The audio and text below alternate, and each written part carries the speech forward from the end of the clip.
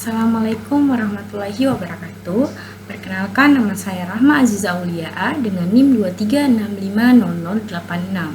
Pada video kali ini saya akan menjelaskan 3 jenis kejahatan cyber dan komputer beserta kasus-kasusnya.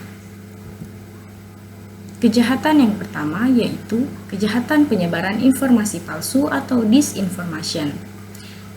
Kasus yang pertama ada hoax politik dan isu lainnya di Indonesia tahun 2024 sampai tahun 2025. Mavindo mencatat 1.593 kasus hoax dalam 1 tahun terakhir yang didominasi isu politik dan kebijakan pemerintah. Hoax ini menyebar luas di media sosial dan berpotensi memengaruhi opini publik jika tidak segera diklarifikasi. Sumbernya dari Mavindo ungkap 1.593 kasus hoaks di Indonesia. Kasus yang kedua ada penyebaran berita palsu soal biaya pendidikan Akpol di Sulawesi Selatan tahun 2025. Polda Sulawesi Selatan mengungkap kasus penyebaran berita hoaks yang menyesatkan masyarakat tentang besaran biaya pendidikan di Akademi Kepolisian atau Akpol. Polisi berhasil mengamankan beberapa orang yang diduga terlibat menyebarkan informasi palsu tersebut melalui media sosial yang berpotensi menimbulkan kerugian informasi serta keresahan di masyarakat. Sumbernya, Polda Sulsel ungkap penyebaran hoaks tentang biaya Akpol. Kasus yang ketiga ada akun sosial media palsu dan informasi hoaks di India tahun 2025.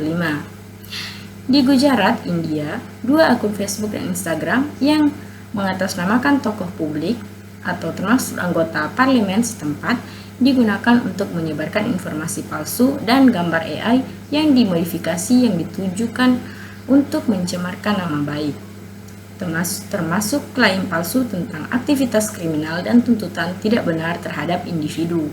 Polisi cybercrime setempat kemudian menerapkan tindakan hukum terhadap pelaku terkait pemalsuan, fitnah, dan pencemaran nama baik. Sumbernya dari MLA Builder File First Against to Social Media Accounts. Kemudian jenis kejahatan kedua ada kejahatan peretasan email. Kasus yang pertama ada crypto theft melalui peretasan email Cyprus tahun 2025.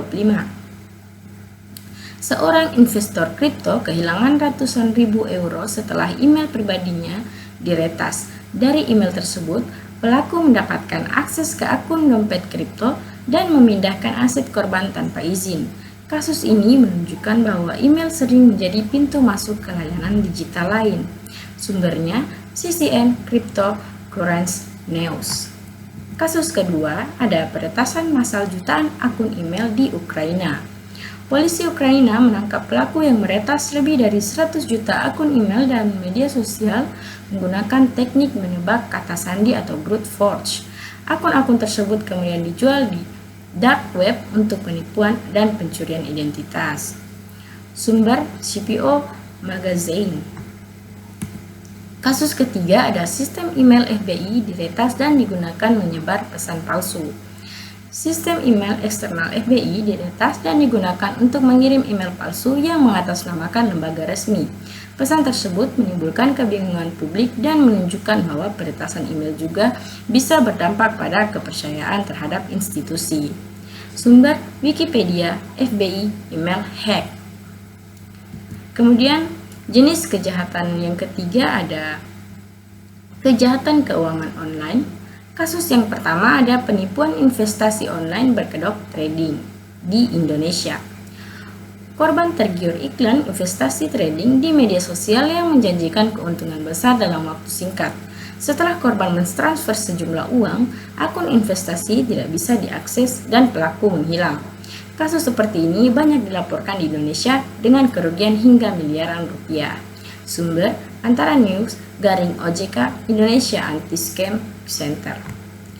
Kasus kedua ada bisnis email compromise atau BES, rugikan perusahaan jutaan dolar.